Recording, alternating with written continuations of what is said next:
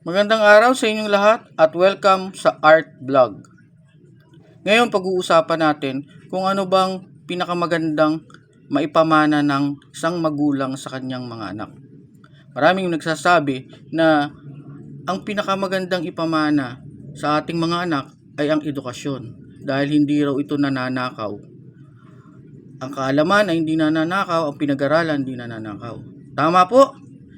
Tama po yun. Pero may mas mahalaga pa pong dapat tayong ipamana sa ating mga anak. Ano po yun? Turuan natin ang ating mga anak na magkaroon ng takot sa Diyos, mahalin ang Diyos at sumunod sa kanyang mga utos. Dito magkakaroon ng benepisyo, hindi lang yung mga anak natin, pati tayo. Dahil tinuruan natin silang maging mabuting tao. Malaki ang benepisyo kapag ang isang bata ay natutong sumunod sa Diyos, sa utos ng Diyos. Pati ikaw, na magulang, susunod siya sa iyo.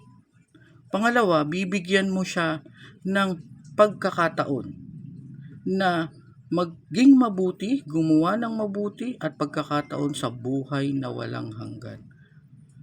No? So, sa darating na panahon, bibigyan mo siya ng kaligtasan. So, yun po ang pinaka-importante sa lahat, pinakamahalaga sa lahat, yung kaligtasan ng kaluluwa ng ating mga anak.